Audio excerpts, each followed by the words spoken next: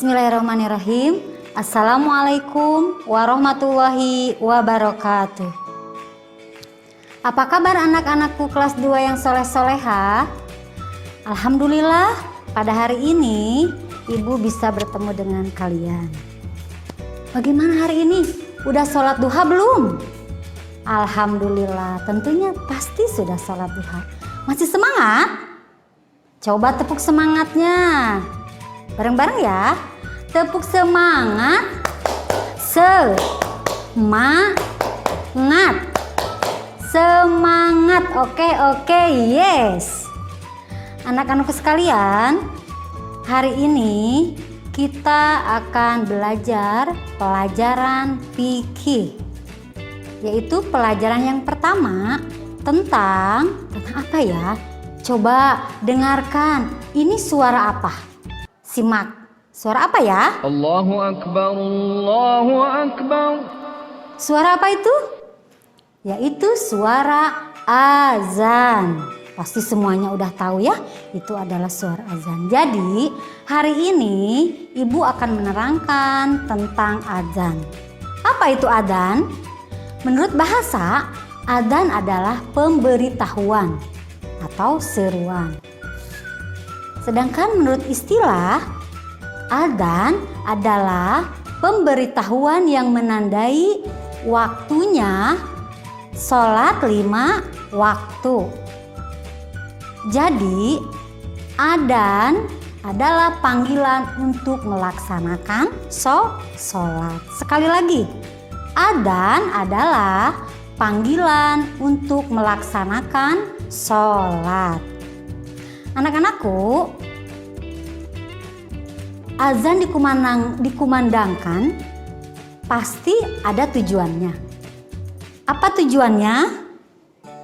Tujuannya adalah untuk memberitahu bahwa waktu sholat 5 waktu telah tiba. Jadi tujuan adzan adalah untuk memberitahu tentang waktu sholat telah tiba. Contohnya begini, jam 12 lebih 5 menit. Kalian lagi main. Tiba-tiba mendengar suara azan. Apa yang kalian lakukan? Cepat-cepat kemana? Cepat-cepat ke air, ambil air, wudhu. Terus kemana? Ke masjid untuk melaksanakan sholat berjamaah. Dan azan itu pertama kali disyariatkan pada tahun ke-1 Hijriah. Diulangi sekali lagi, azan pertama kali disyariatkan itu pada tahun ke-1 Hijriah. Orang yang mengumandangkan azan itu disebut muazin. Tadi kan kalian mendengar suara azan. Berarti orang yang mengumandangkan azannya itu disebut muazin. Sekali lagi, orang yang mengumandangkan azan disebut muazin. Anak-anak yang soleh-soleha, seorang muazin itu harus memenuhi ketentuan. Di antaranya 1, suci dari hadas kecil dan besar.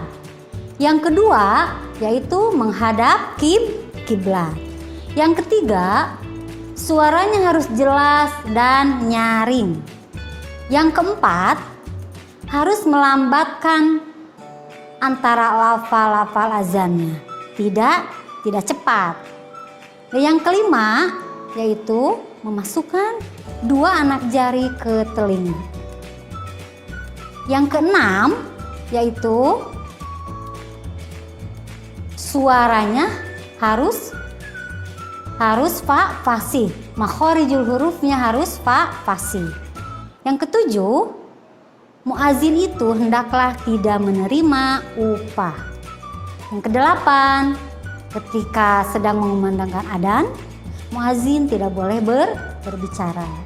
Yang kesembilan, selesai azan dikumandangkan, muazin dan orang yang mendengarkan azan hendaklah berdoa. Tentunya doa sesudah azan. Yang ke-10, muazin hanya berniat mengharap ridho Allah. Dan yang terakhir, yang ke-11, muazin harus laki-laki, sudah baligh dan mumayyiz. Anak-anak, tentang azan dari ibu sekian, dan ada satu tugas, cuma satu, yaitu ketika kalian mendengar adzan, kalian cepat-cepat ambil air wudhu, kemudian sholat. Ya, apa tugasnya?